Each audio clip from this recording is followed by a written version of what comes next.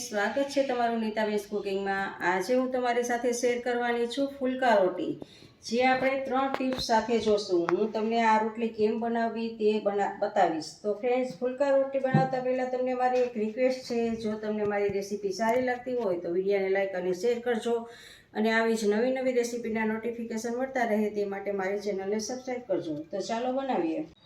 અહીંયા આપણે ફુલકા રોટી બનાવવા માટે ઘઉંનો ઝીણો લોટ લીધો છે, અને લોટને મેં ચાળી લીધો છે। આ કપ આપણે 2 કપ જેટલો લોટ છે, તો 2 કપ લોટમાં આપણે મોણ નાખશું। તો મોણ નાખવા માટે 1 ચમચી જેટલું આપણે તેલનું મોણ નાખશું, અને હવે મોણને સારી રીતે બધે મિક્સ કરી દેવાનું છે લોટમાં। બધા લોટમાં આવી રીતે આમ તેલને ભેળવી દેવાનું છે। અને હવે આપણે અડધો કપ પાણી લીધું છે। થોડું થોડું પાણી કરીને જોશું આપણે કેટલું આપણે લોટ બાંધવામાં પાણી જોઈએ છે। થોડું થોડું એડ કરતા જઈશું અને લોટ બાંધતા જઈશું। તો કઠણ લોટ નથી બાંધવાનો, પણ આપણે મીડિયમ એવો, એકદમ ઢીલો પણ નહીં અને કઠણ પણ નહીં એવો આપણે લોટ બાંધવાનો છે રોટલીનો। તો જુઓ, હુંફાળા પાણીની પણ કાંઈ જરૂર નથી, અને આવી રીતે આપણે ઠંડા પાણીથી જ લોટ બાંધવાનો છે। તો આવી રીતે આપણે આમ લોટ બાંધશું। ટોટલ અડધો કપ પાણી મેં આમાં એડ કરી દીધું છે। હવે અડધો કપ પાછું આપણે લેવાનું છે પાણી આમાં, અને થોડુંક એડ કરી અને ફરી પાછું આપણે બાંધશું। તો આટલો કઠણ લોટ બાંધેલો છે, કારણ કે આને આપણે અડધી કલાક રાખશું એટલે હજી થોડોક લોટ ઢીલો પડશે। તો હવે એવું કરવાનું છે કે અહીંયા આપણે લોટની બાજુમાં થોડુંક આપણે તેલ એડ કરશું, અડધી ચમચી જેટલું તેલ અને થોડુંક પાણી, તેલ પાણી બંને મિક્સ કરી દેવાનું છે।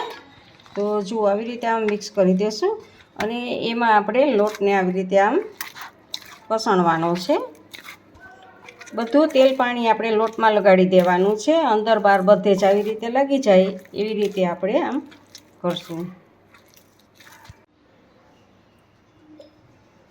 હવે ઉપરથી અડધી ચમચી જેટલું આપણે તેલ લગાવશું। ટોટલ આમાં આપણે 2 ચમચી જેટલું, 1 ચમચી મોણમાં નાખેલું છે, અડધી ચમચી પાણી સાથે, અને અડધી ચમચી આપણે ઉપરથી લગાવેલું છે। તો 2 ચમચી તેલનો આપણે ઉપયોગ કરેલો છે। અને હવે આવી રીતે આમ બધે તેલ અંદર ઉપર નીચે બધે મિક્સ કરી, અને જુઓ આવી રીતે આમ લોટ આપણે ભેગો કરી લેવાનો છે। આને ઉપરથી આપણે ઢાંકી અને અડધી કલાક માટે આમ નામ રહેવા દેશું। અને જો તમારી પાસે ટાઈમ હોય તો 1 થી 1.5 કલાક માટે પણ રહેવા દેજો, તો અડધી કલાક માટે રહેવા દેશું। આમ કરવાથી આપણો લોટ છે એ ફર્મેન્ટ થશે, ફર્મેન્ટ થવાથી એમાં થોડુંક આથાનું પ્રમાણ આવશે, જેના લીધે આપણી રોટલી છે એ ફુલકા રોટલી બનશે, એકદમ નરમ અને ફુલકી બનશે। આપણો લોટ ફર્મેન્ટ થાય છે ત્યાં સુધીની હું તમે આમાં જે ટિપ્સ હોય છે એ ટિપ્સ કહી દઉં છું। આપણે 3 ટિપ્સ છે।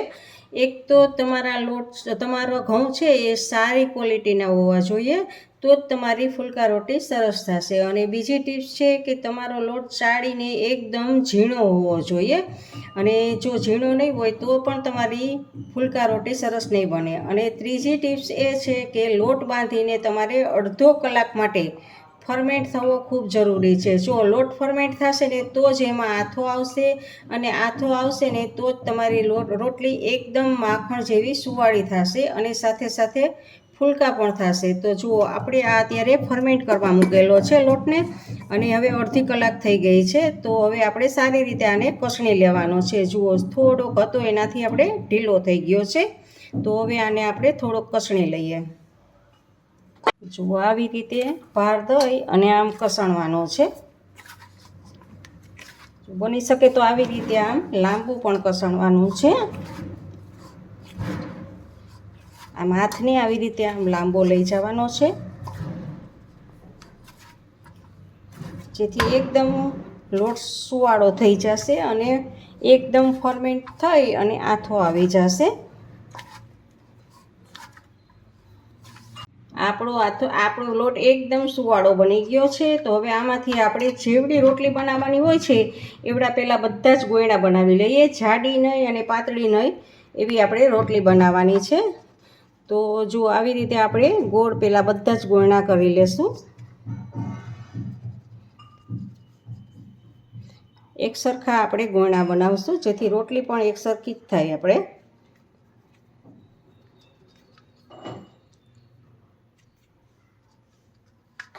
બધા જ લુવા બનાવી લીધા છે અને આપણે 2 કપ લોટમાંથી 15 રોટલી બને છે. જુઓ, આ 15 રોટલીના મેં લુવા બનાવ્યા છે.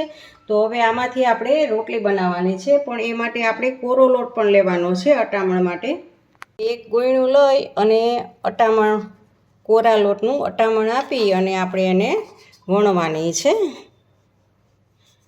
પહેલાં પૂરી જેટલી આપણે વણી લેવાની છે અને ફરી પાછું આપણે અટામણ આપવાનું છે.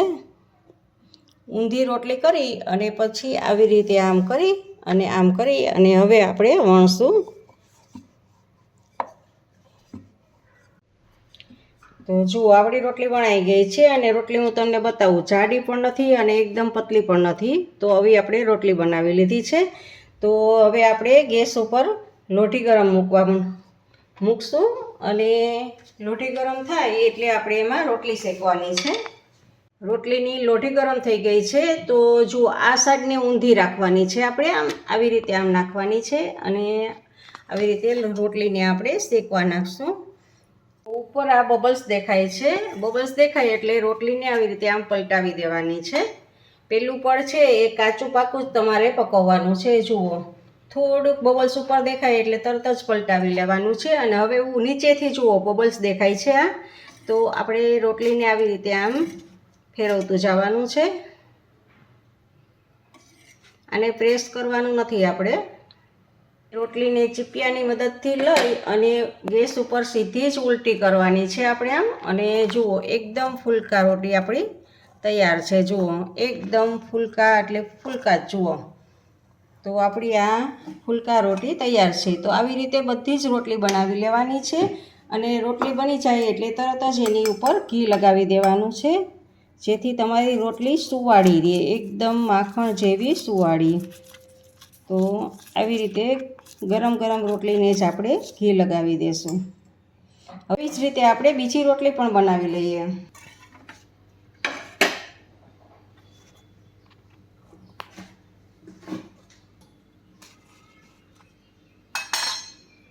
તો આવી રીતે આપણી આ ફુલકા રોટી તૈયાર છે. એક કેસરોલ લેવાનો છે અને એમાં તમારે રોટલીને મૂકી દેવાની છે. નીચે કપડું રાખવું ખાસ જરૂરી છે, જેથી કરીને રોટલીમાંથી પાણી છૂટશે તો એ પાણીનો ભેજ છે એ તમારી રોટલી ભીની ના થઈ જાય.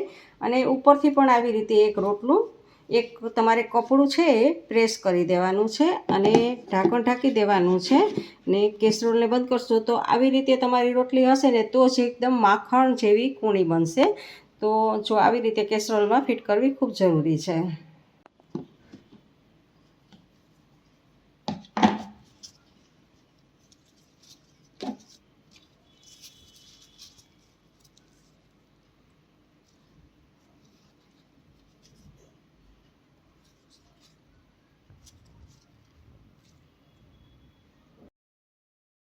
ફ્રેન્ડ્સ, તમને મારી આ ફુલકા રોટીની રેસીપી કેવી લાગી તે કમેન્ટ કરજો અને જો ગમી હોય તો લાઈક કરીને તમારા ફેમિલી મેમ્બર્સ અને ગ્રુપમાં શેર કરજો અને મારી ચેનલને સબસ્ક્રાઈબ કરવાનું ના ભૂલશો. આવજો, બાય. ફરી મળીએ એક નવી રેસીપી સાથે.